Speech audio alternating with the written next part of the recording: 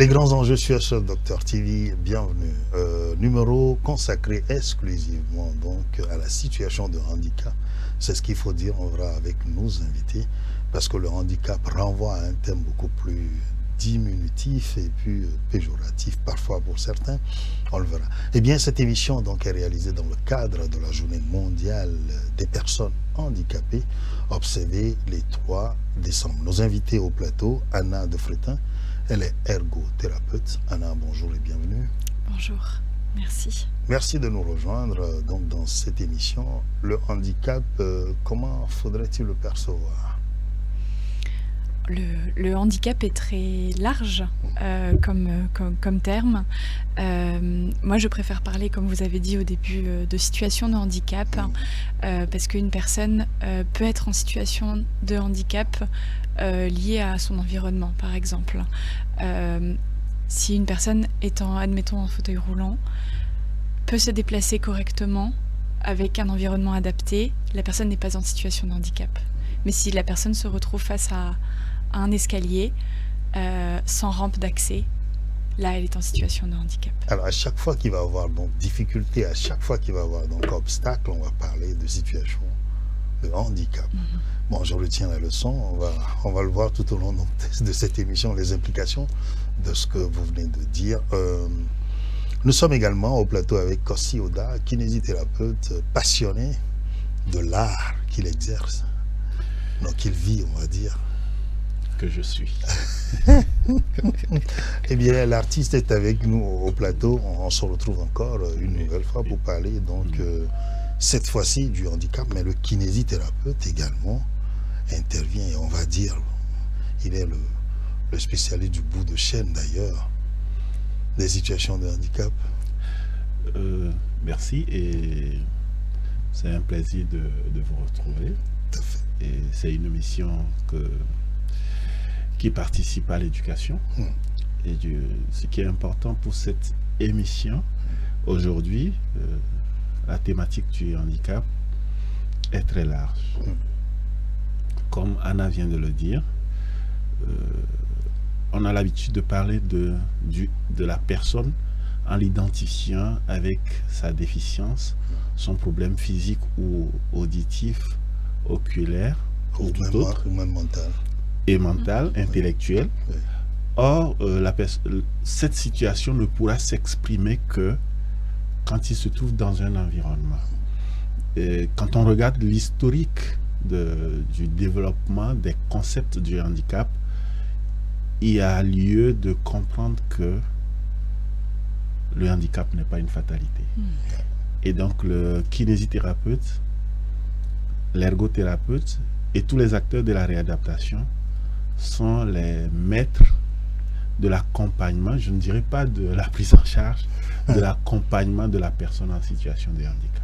Alors on l'accompagne, comme vous dites, pour ceux qui peut-être ont une situation, sinon vivent, d'accord, un cas particulier qui va être définitif. Je parle donc de la vie même de la personne. Il y en a qui vont s'en remettre parce que il y a des soins qu'on prodigue et selon donc les cas, on va se retrouver dans un état plus ou moins normal, ou alors on va traîner justement donc sa situation, sauf que cela va être déterminé, comme on l'a dit, par l'environnement dans lequel on se trouve. On va développer tout cela. Anna de Fretin, vous êtes ergothérapeute. C'est vrai que d'aucuns pourraient se demander ce que ça veut dire concrètement, l'ergothérapie. C'est un environnement professionnel ou bien on soumet la personne à des tâches professionnelles spécifiques pour lui permettre de se sentir épanoui et de participer, d'accord, à la construction donc, de la vie en société. J'espère que je ne me suis pas trompé. C'est un peu ça, oui. Ah, voilà. Vous êtes sur la bonne voie. D'accord. L'ergothérapie, c'est un métier paramédical, aussi de la réadaptation, au même titre que les kinésithérapeutes. Oui. Nous, en tant qu'ergothérapeute, on va intervenir dans l'objectif de retrouver l'autonomie et l'indépendance dans la vie quotidienne, dans les actes de la vie quotidienne. On va utiliser les mouvements, les activités concrètes de la personne pour que la personne, suite à une douleur, une infection, une situation de handicap, un accident, etc., qui rencontre des freins dans le développement de son autonomie et son indépendance dans la vie quotidienne, puisse retrouver une vie en tant que personne à part entière, avec une participation sociale, une participation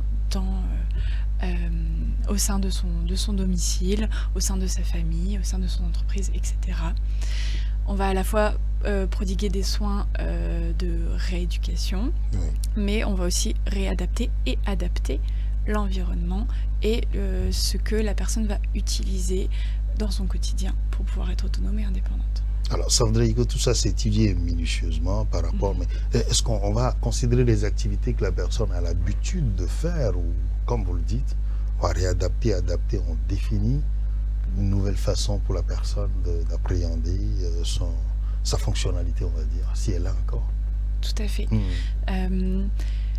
Peut-être que la douleur, la pathologie que rencontre la personne va empêcher la personne de réaliser correctement un acte qu'elle réalisait autrement avant. On va essayer de retrouver ce fonctionnement, mais on peut le faire autrement, effectivement. Si par exemple pour le repas, la personne n'arrive plus à manger correctement, à tenir ses couverts correctement pour manger de manière indépendante, on va proposer des adaptations du repas, des adaptations des couverts, donc avec par exemple des couverts adaptés qui sont fixés au niveau de ce qu'on appelle une once métacarpienne, pour maintenir la fourchette, la cuillère, etc., pour pouvoir manger. Cette personne devient donc indépendante dans la prise des repas, mais différemment de ce qu'elle faisait avant. Peut-être que parfois elle va recouvrer l'autonomie et l'indépendance qu'elle avait avant, mais autrement. Donc, comme vous l'avez dit au Kosi Oda, c'est qu'on accompagne en réalité. On observe, on sait très bien qu'avant peut-être la situation de handicap, la personne avait des mouvements bien coordonnés, c'était une vie plus ou moins normale. Et puis bon, d'accord, arriva dans cette situation-là, on se dit, on essaye d'amener la personne à retrouver, on va dire, dans la possibilité qu'on a une certaine autonomie. Oui, l'accompagnement dans le domaine de la réadaptation est censé travailler à ce que la personne ait sa vie la plus proche de l'autonomie totale possible. Et donc, en fonction de ces difficultés, toute l'équipe va travailler à ce que le patient ou la personne puisse avoir le maximum d'autonomie possible. Du coup, je voudrais revenir un peu sur un élément, c'est la définition même et les composantes du handicap. Généralement, quand on commence par parler du handicap, on regarde l'handicap moteur ou l'handicap physique.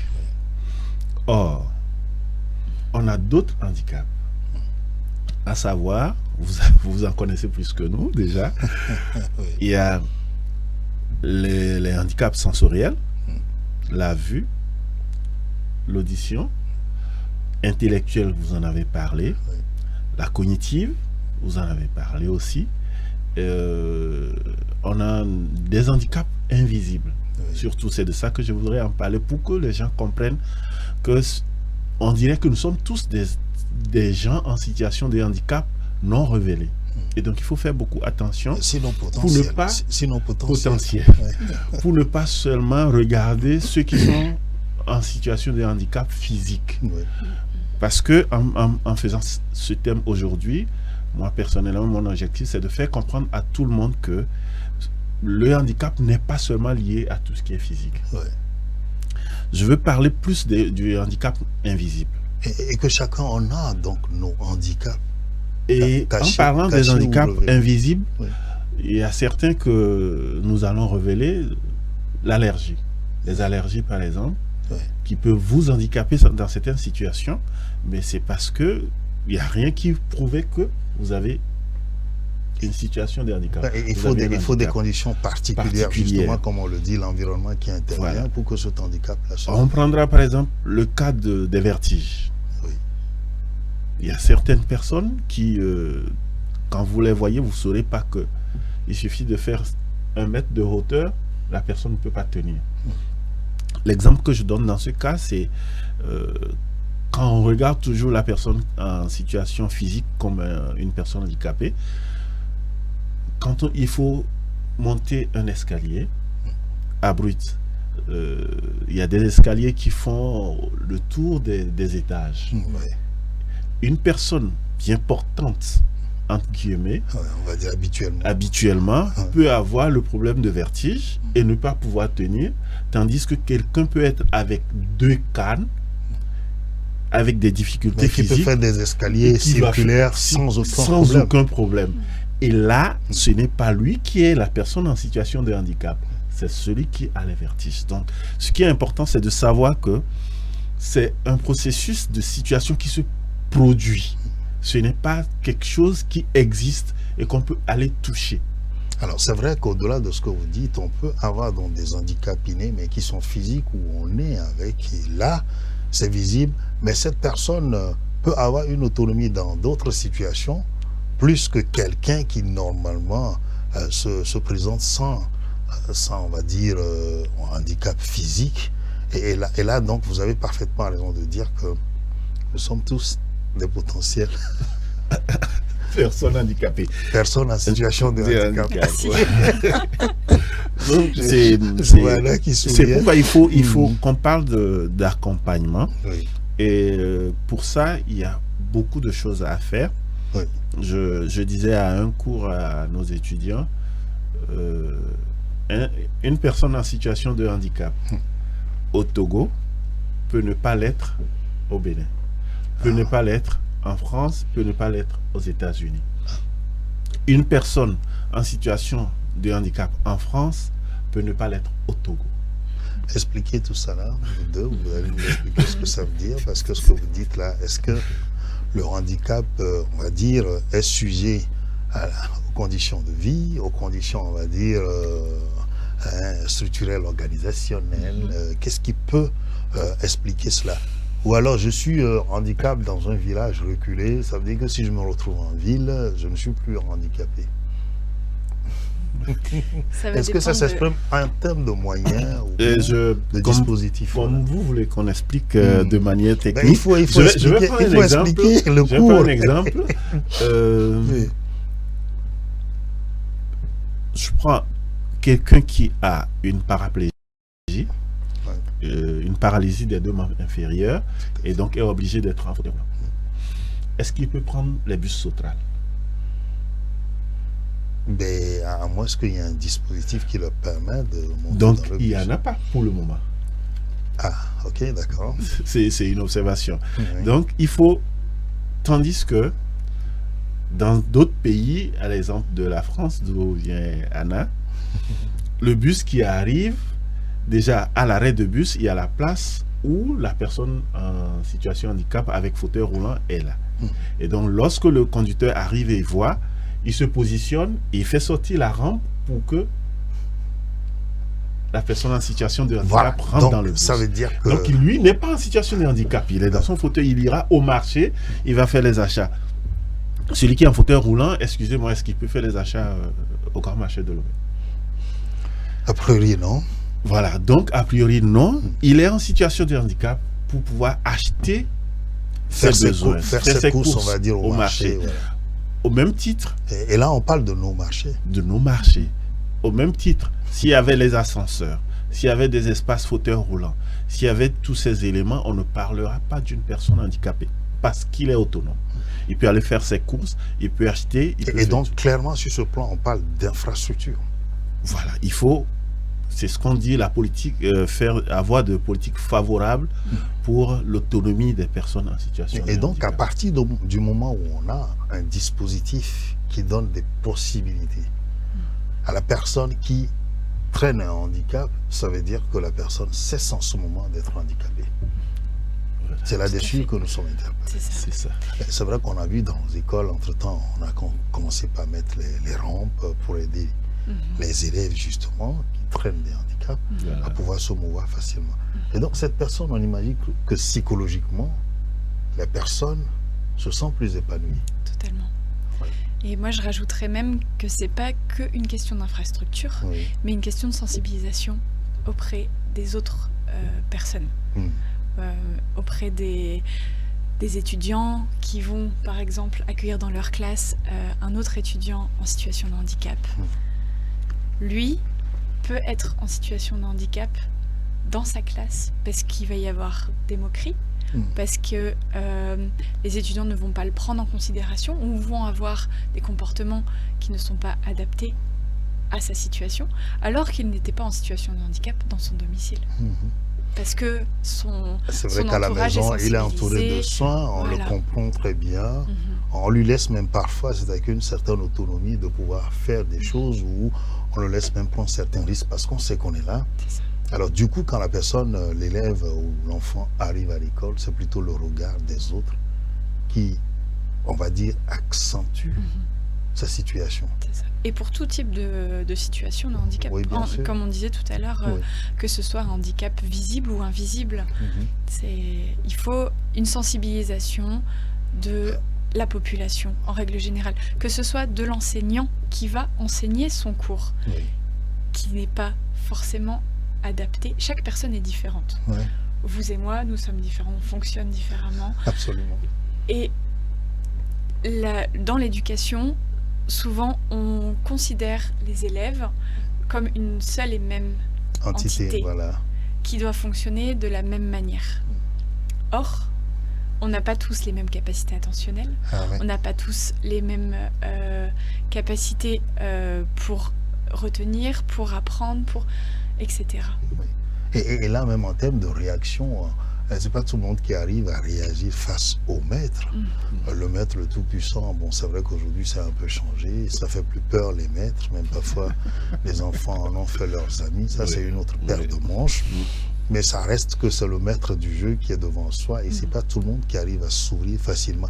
Et ça aussi, c'est un handicap. Ce que Anna vient de dire m'a rappelé une autre partie des faits. Oui.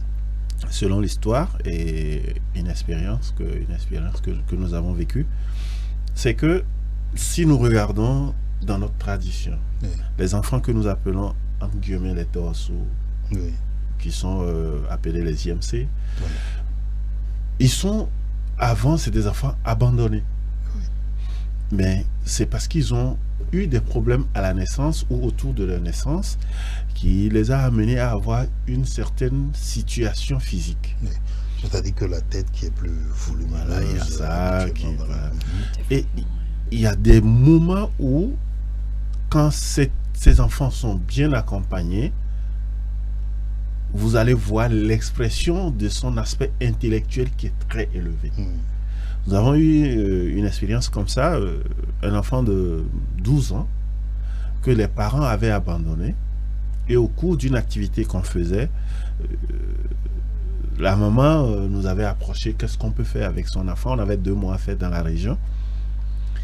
L'enfant à 12 ans ne marchait pas, ne pouvait pas se mettre à genoux, ne pouvait pas aller à 4 pattes. À 2 mois de séjour, l'enfant rasait le mur. Au fait, il pouvait tenir le mur et marcher. Il pouvait faire des calculs. Il est très intelligent. C'est-à-dire qu'on a favorisé cela en lui accordant une certaine attention. Attention. En lui en faisant modifiant valoir l'environnement. son être également. Voilà. Et donc, c'est l'environnement. Quand on parle d'environnement, on a l'environnement social, Oui.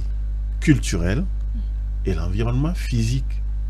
Et donc, ce n'est pas seulement, quand on parle d'environnement, on regarde les infrastructures et tout, mais la communauté, comme a dit Anna, comment est-ce que la communauté perçoit ces types de handicap, comment est-ce qu'on va les traiter. Et donc, je rejoins Anna sur la sensibilisation, Ouais. la communication. Et donc, Anna de Fretin, aujourd'hui, c'est de dire on donne les mêmes chances, les mêmes possibilités à toutes les personnes qui vivent au sein de la société, quitte à avoir des spécificités d'accord, où on met donc un dispositif particulier en place pour accompagner ceux qui ont, enfin on va dire, ceux qui sont des cas particuliers. Et donc, l'enseignant doit l'avoir intégré, Totalement. et le patron d'entreprise aussi. Absolument. Oui. Monsieur le ministre, quelque part, doit réfléchir un peu par rapport à son Il a département. réfléchi depuis. Donc, si Alors- vous allez dans nos alors- ministères alors- aujourd'hui, alors il y a vous des avez, rangs partout. vous avez ceux qui sont donc concepteurs des politiques aussi, Mhm. qui doivent penser justement à chaque fois qu'il y a un pan de la société qui doit bénéficier, on va dire, de mesures, on va dire, spécifiques pour pouvoir se mouvoir. Et tout ça, là, les enjeux mondiaux, comment les enjeux mondiaux intègrent ça, on sait que ce qui se passe en France, c'est pas forcément ce qui se passe sous les tropiques. Et il l'a dit, il a donné des exemples. On voit bien que c'est deux parallèles. Mais la France n'est pas encore un modèle non plus dans l'aménagement de toutes ces infrastructures. Et voilà, vous me l'apprenez. Par exemple, si on revient sur l'histoire du bus, Oui. si par contre, là, je suis moi-même maintenant déficiente visuelle Oui. et puis paraplégique, dans ma ville, en tout cas, les bus sont effectivement adaptés. Oui. Par contre, si je veux traverser pour arriver à mon arrêt de bus, Ah, ah. je n'ai pas forcément l'indication sonore sur le feu Qui me dit, tricolore qui me dit, voilà, que je qui peux me dit que c'est traverser. au vert, En en fait toute c'est tout rouge, je sécurité. peux y aller. Voilà. Voilà, je n'ai pas non plus forcément les pads sur le sol Oui. qui me permettent aussi de savoir De m'orienter. si je suis oui. encore sur le trottoir, si je suis en sécurité. Voilà. Ça. Et donc c'est vrai qu'au-delà de la canne blanche, il faut qu'il y ait des garde-fous pour donc la personne qui est en situation de handicap visuel, on va dire. Et en même temps aussi celui qui n'entend pas. Il faut qu'on puisse mettre des choses en place. Et donc dans une ville par exemple, au cœur de la société, il faut que tous les dispositifs soient accompagnés, d'accord, d'infrastructures spécifiques. Et ça demande des moyens. Ça demande des Et quand moyens, je ça parle- demande de et- la volonté aussi. Et quand je parle de moyens, vous êtes d'accord avec moi? Oui, on est très d'accord. Ah, alors, Mais il faut d'abord de la volonté. voilà. Et Quand donc, il y a la volonté, mhm. les moyens peuvent Se s'annoncer Voilà, se et mobiliser. se mobiliser. En plus, la compréhension de la vie sociale. Parce que si certains l'ont fait, c'est parce qu'ils ont compris que c'est nécessaire. Déjà, traverser la route simplement à Lomé, ce n'est pas facile. C'est- Même Pour un avec tous Kossi les sens Oda, aiguisés. ouais, mais Voilà. pour, Donc- pour un Kossi Oda qui veut passer, déjà c'est compliqué. c'est compliqué. Et, Et donc, donc, la photo qui est derrière nous en arrière, plan qui voilà, va pour traverser que la lui il route, traverse, ça serait Mhm. encore plus compliqué. Compliqué. Et donc, il faut qu'on comprenne déjà que quand on voit une personne en situation de handicap, que ce soit physique, visuel ou tout autre, qui veut faire une activité et qui n'arrive pas à faire comme nous, qu'on n'ait pas pitié de la personne. Ce n'est pas de la pitié, Alors, mais c'est- qu'on lui offre la condition qu'il faut pour que la personne réalise l'activité comme il peut la réaliser. mais on voit d'ailleurs parfois certaines personnes dans ces situations qui refusent de se faire aider parce que on pense au regard de la société. Il y a encore, on va dire, ces éléments stigmatisants qui sont là, qui ne sont pas forcément énoncés, mais chacun se dit, il me voit comme un handicapé, c'est pour ça qu'il veut être serviable. Alors, autant l'handicapé, la personne, pardon, en situation de handicap, doit comprendre que les autres doivent se mettre à son service pour des conditions favorables à son autonomie, autant les autres ne doivent pas le percevoir comme quelqu'un De différents. voilà, diminuer. de diminuer, Oui. voilà, de vulnérable. Et ça, donc, ça veut dire que dans la communication interpersonnelle au quotidien, non verbale et verbale, il faut que chacun fasse attention quand on est face à la personne en situation de handicap. Mais c'est compliqué. C'est aller à C'est une compliqué. nouvelle école et dans la foulée, on n'a pas le réflexe de penser à tout ça. C'est pour ça que l'inclusion, c'est très général. Voilà. C'est ce qu'on disait sur les infrastructures, Oui. mais c'est aussi apporter une nouvelle éducation à toute personne C'est-à-dire en qu'aux situation de handicap, communautés, ou voilà. non, voilà, Mhm. à la communauté. Je pense dès le plus jeune âge de sensibiliser au regard que l'on porte sur l'autre qui de toute façon, l'autre, qu'il soit en situation de handicap ou non, reste différent de nous. Et c'est savoir accepter l'autre tel qu'il est. Et du coup, pour la personne qui est en situation de handicap, c'est plus facile aussi à accepter. De s'intégrer et de s'ouvrir. Et donc, ça aussi, la personne en situation de handicap, on lui apprend au quotidien que voilà, les autres ne sont pas différents de toi, tu peux faire ce qu'ils font. Voilà. À condition d'avoir de la volonté aussi, de vouloir t'exprimer et d'accepter aussi qu'on t'offre des conditions favorables. C'est l'objectif même du thème de l'année, Voilà. qui est centré sur l'inclusion. Et donc la personne en situation de handicap ne doit pas être écartée, quelle que soit l'activité, quelles que soient les discussions, quelles que soient... Alors les enfants vont jouer au football, alors on y va, on dit non, toi reste là, non. Voilà. On Donc, lui dit viens, on lui envoie le on lui ballon. envoie Si le c'est avec ballon, la mais main, il si peut c'est être avec la le main, gardien de but. Voilà. Et donc, il participe à sa manière, il est inclus dans la communauté. C'est vrai, il aura des restrictions, il aura des limitations, mais la communauté fera que on va diminuer le poids de ces restrictions et de ces limitations pour que lui aussi se sente membre de la communauté sans être considéré comme à un moment une charge. Alors c'est vrai, c'est pas une place de choix, un privilège de trop que de dire voilà ta place, on te l'a fait. Et que la situation la personne en situation de handicap aussi se dise voilà une place qui m'est faite, c'est pour que je puisse participer, donc d'accord, à la vie en communauté. Mais comment est-ce qu'on définit les marges? Quelle va être la limite entre la stigmatisation, la compassion, justement, la vulnérabilité dans tout ça? Parce que dans le quotidien, quand on se parle, on est dans les actes quotidiens, on ne fait pas attention à ces détails dont vous parlez. Donc nous tous, on est obligés d'aller à l'école du handicap. C'est bien ça. Oui. Mais autour des enjeux même, on sait les acteurs de l'adaptation, vous l'avez dit. Aujourd'hui, comment est-ce qu'on se répartit les tâches? Qui fait quoi? Qui est acteur de quoi? Où est-ce qu'on est en train d'aller? Parce que les choses ne se présentent pas de la même façon. Vous l'avez dit, même en France, on n'est pas encore le modèle. Il a dit, selon qu'on est au Canada ou aux États-Unis, c'est pas la même chose. Mais on dit quoi à ce sujet-là? Qui fait quoi? Qui va faire... La notion de stigmatisation s'annonce quand on ne laisse pas l'autre s'exprimer et exprimer sa capacité. Voilà. Et quand on le lui impose, parce qu'on pense que il est peut-être... vous avez parlé des enfants qui jouent au foot. Il est paraplégique, donc il a les deux, mais il faut qu'il reste dans les bois. Est-ce qu'il ne peut pas jouer avec la main? Si on peut trouver, s'il dit, moi je veux jouer avec la main, on le laisse faire, parce que c'est la manière qu'il peut s'exprimer et il aime jouer. Pas obligatoirement lui forcer à rester dans le poteau. Donc, il va se sentir là stigmatisé. C'est l'exemple. Mais les autres aussi vont avoir peur qu'en roulant son fauteuil, qu'il puisse blesser quelqu'un. Mais un joueur de foot, alors je vais mettre des guillemets, valide, d'accord, qui peut courir derrière le ballon, peut blesser quelqu'un, peut se blesser. Mais vous allez le regarder jouer au foot, est-ce que vous allez avoir peur de ça? Non. Tout à l'heure, vous parliez de justement cette stigmatisation, le regard, ne pas avoir de pitié, etc. Quel est le juste milieu? C'est ça.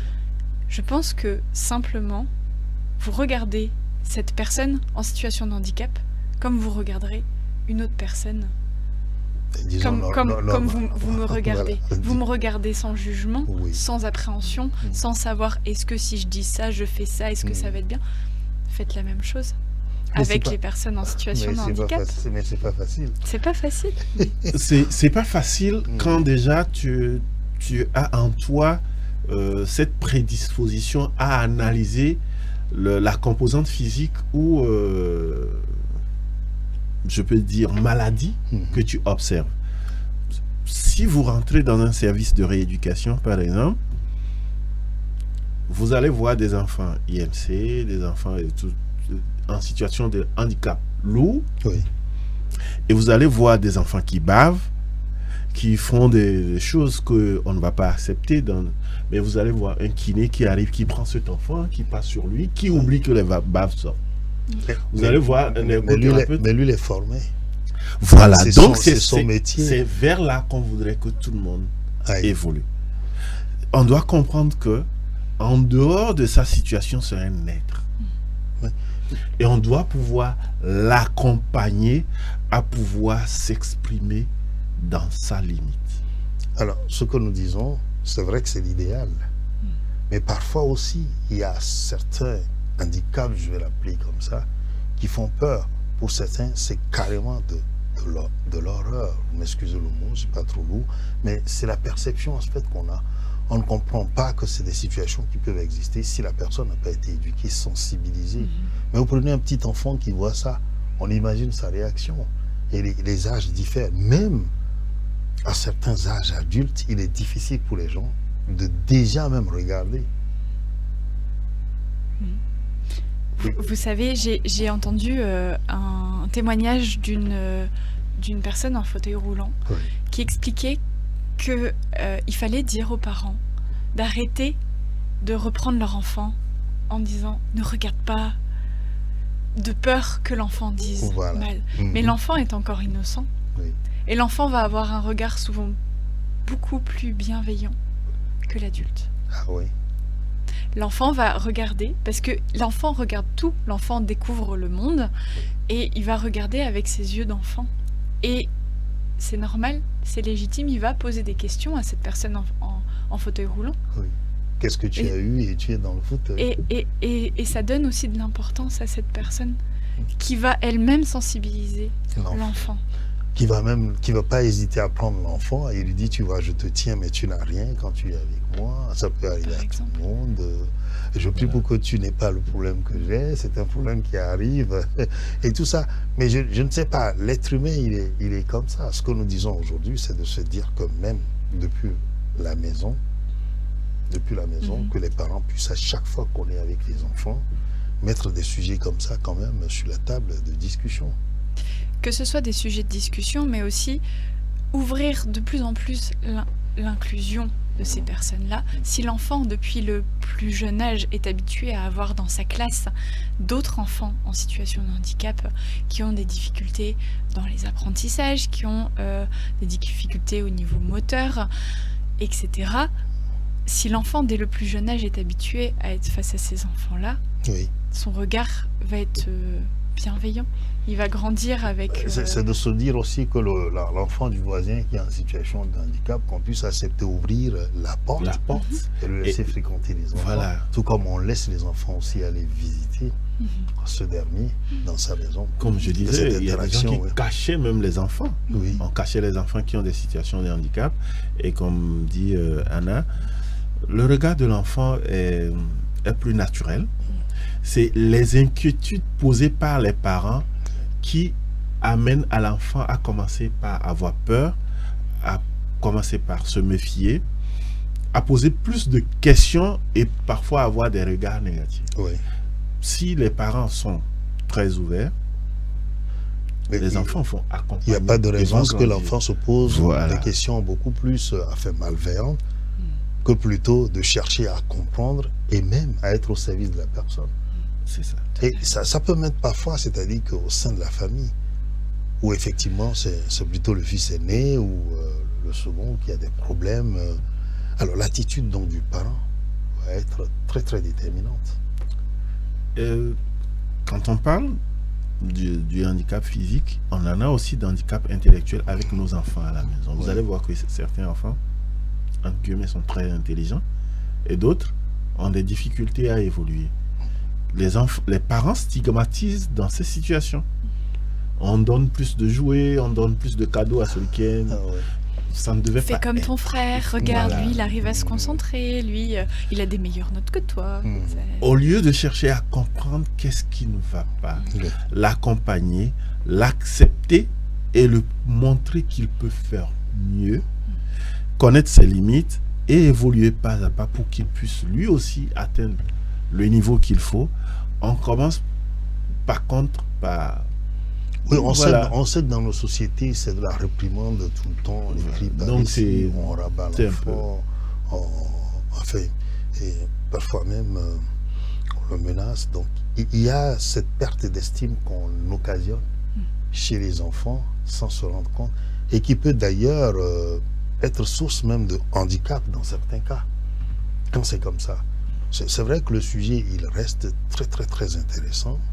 Il y a beaucoup de choses à dire, mais le temps jouant entre nous, c'est très bien. Alors, on va avoir d'autres occasions de revenir sur des éléments beaucoup plus précis, d'accord, en détail, et dire pour tel cas et tel cas, voilà ce qu'on fait. L'ergothérapeute va prendre des éléments précis pour dire quand vous avez tel problème, voilà comment il faut le faire. Mais par rapport au thème, nous l'avons commenté, on a identifié, on va dire, les facteurs, d'accord, qu'on peut appeler les facteurs qui réduisent, on va dire, beaucoup plus la motivation des handicaps à aller de l'avant. Si aujourd'hui il y a un message à porter, d'accord, à l'endroit des communautés, après ce qu'on a dit, qu'est-ce qu'on peut dire? Parce qu'il y a les communautés, il y a les acteurs qui prennent les décisions, on les appelle les décideurs, il y a donc les politiques, voilà, qui dirigent les institutions et qui ont leur part à faire, on l'a dit. Qu'est-ce qu'il faut faire? Moi, j'aurais simplement une chose à leur dire, c'est d'ouvrir leur regard, de regarder plus largement que ce qu'ils connaissent déjà et d'oublier la stigmatisation de tout le monde doit rentrer dans une même catégorie, mais tout le monde est différent. Et Voilà. essayer d'adapter au maximum le comportement et l'éducation, l'environnement à tout à chacun. Anna de Fretin, vous êtes ergothérapeute. Merci d'être passée dans cette émission. Alors, Merci selon vous, ce qu'on doit retenir aujourd'hui, c'est qu'il faut que chacun, en ce qui nous concerne, ait un œil pluriel finalement. C'est-à-dire que l'œil doit être décuplé en différentes lentilles pour pouvoir observer les spécificités. D'accord, et donc penser à tout le monde. Kossi Oda, on va finir avec vous. Oui, pour moi, je dirais, en regardant le thème, pour travailler à une inclusion des personnes en situation de handicap, nous devons tous nous embarquer dans le jeu. Nous devons tous travailler à ce que tout ce qui est facteur contextuel, surtout environnemental, social, culturel, soit banni dans les jeux de stigmatisation, de limitation et de restriction de vie des personnes en situation de handicap dans nos communautés. Donc, il faudrait que les politiques puissent trouver des situations favorables pour une amélioration, une autonomisation des personnes en situation de handicap. C'est vrai, le Togo a ratifié la Convention des droits des situations en situation de handicap. Ouais. Le Togo a des textes qui protègent les personnes en situation de handicap et du coup, on peut encore faire mieux. Nous interpellons tout le monde pour que la vie des personnes en situation de handicap ne soit pas pour nous un fléau, un frein, mais plutôt une situation de mieux vivre ensemble. Oui, c'est vrai, il faut donc amener les uns et les autres. Kossi Oda, vous êtes kinésithérapeute, merci d'être passé, les uns et les autres à s'embarquer donc dans le train de l'inclusivité. C'est vrai que ce n'est pas facile quand on observe nos communautés, nos sociétés, c'est une paire de manches. L'autre paire de manches aussi, donc ce sont les politiques, d'accord, à la fois infrastructurelles, on a des tests, mais là, il faut mettre les moyens pour accompagner les gens. Donc, ouvrons plus l'espace, ouvrons notre esprit, ouvrons donc le regard aux personnes en situation de handicap, parce que nous sommes tous de potentielles personnes en situation de handicap au regard de ce qui s'est dit sur ce plateau. Merci de votre fidélité. Nous nous retrouvons très prochainement pour un autre thème. À très bientôt.